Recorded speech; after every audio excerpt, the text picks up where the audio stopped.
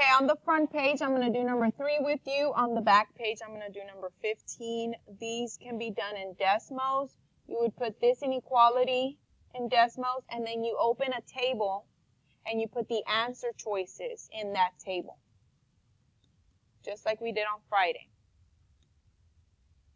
So right now I have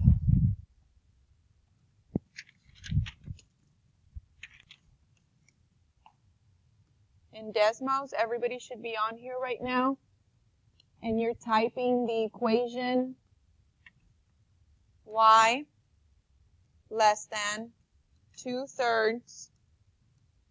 Make sure that you click to the right so that you can put the x there, plus 5. So this is my inequality for number 3, and notice that it's a dashed line. What do we know about points on a dashed line? Are points on the dashed line solutions? No, they are not solutions, okay? So we're looking for something that's over here on the shaded area. So we're going to add, so hit this little plus sign up here and add a table. And we're going to add our answers. A said -3, 3. B said 1, 8. Letter C said -9, -1.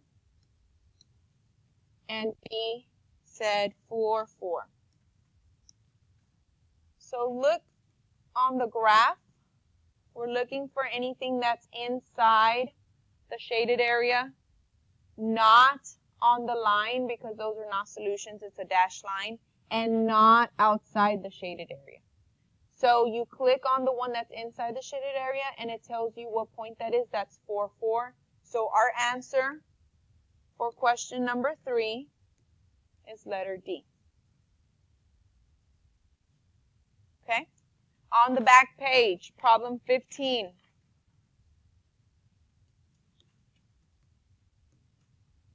Mine says problem 3, but I'm going to change it to 15 so it could be like yours. It says, prove that this point, -3, -5, is a solution for one of these. So A, B, C, D. Which one of these, when you graph them in decimals, gives you this point as a solution? So how many times am I going to put these in the calculator? 1, 2, 3, 4 times. How many times am I going to put a table? Just one. One time. Do not change the table, just change the inequalities. So in decimals,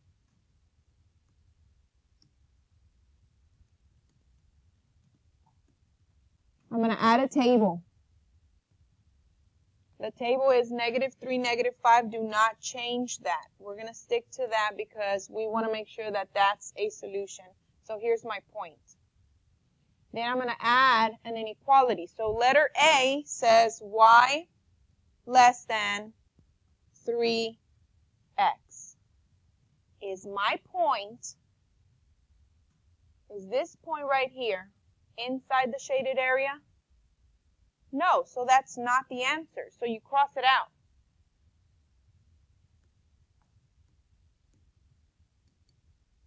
Right here, you would cross this out. That's not it. So then you do B. Type that one in. Leave the point alone. Do not change that point. So right here, this equation, I'm going to change it to y greater than -3x plus 1 is the point inside the shaded area. No, so that's also not the answer. So you're going to keep going. You're going to do letter C and letter D and see which one has this point in the shaded area. And that's how you do the whole front page and the whole back page. If you have a question, this last problem on the back page, problem number 19, is problem number 19 on yours, has 2 answers. So 2 of these are solutions. Pick 2.